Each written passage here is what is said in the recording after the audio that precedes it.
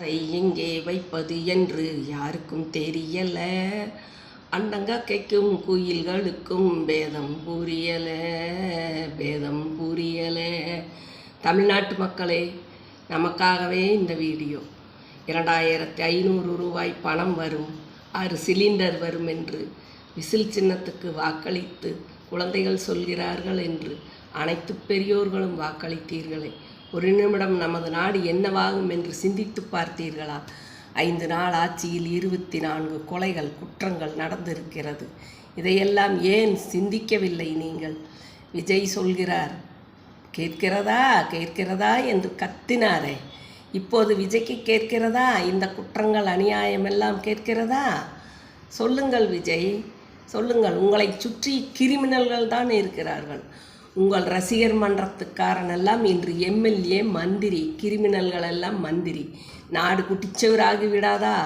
நீங்கள் பேசாமல் நடித்து கொண்டே இருந்திருந்தால் நாங்கள் எல்லோரும் நல்லாக இருந்திருப்போமே. இப்படி செய்துவிட்டீர்களே விஜய். பதவி ஆசை என்பது உங்களுக்கு மட்டும்தான் உள்ளது. ஆனால் உங்களோடு சேர்ந்து மற்ற கிரிமினல்களால் நாடு கெட்டு போகும் என்று நினைத்து பார்த்தீர்களா விஜய்? எப்படிப்பட்ட ஆட்சி நடந்து கொண்டு இருந்தது தமிழ்நாட்டில்?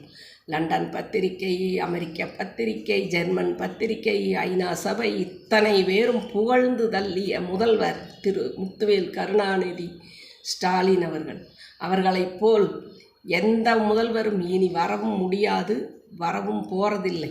அப்பேற்பட்ட ஆட்சியே இருந்திருந்தால் நாங்கள் எல்லோரும் பாதுகாப்பாக இருந்திருப்போமே.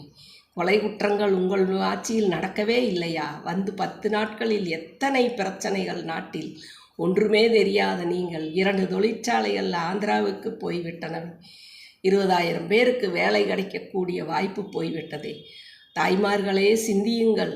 2500 ரூபாய் வாங்கி சமைத்து போட்டு அவர்கள் ஊரை சுற்ற வேண்டுமா? 20,000 ரூபாய் சம்பளத்தில் 20,000 பேர் அமர்ந்து 20,000 குடும்பங்களை காப்பாற்ற வேண்டுமா?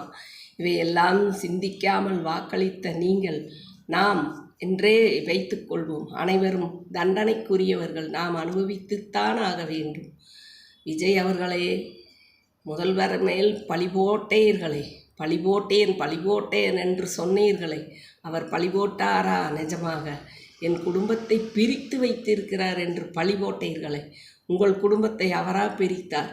இப்படியெல்லாம் மக்களிடம், குழந்தைகளிடம் பொய்யை பேசி ஆட்சிக்கு வந்த நீங்களும் ஒரு மனிதர் தானா? நினைத்து பார்க்கவே அருவருப்பாகவும் அசிங்கமாகவும் உள்ளது. இந்த வீடியோவை முடிந்த அளவு விஜய் பார்க்கும் அளவுக்கு ஷேர் செய்யுங்கள், சப்ஸ்கிரைப் செய்யுங்கள். நன்றி, வணக்கம்.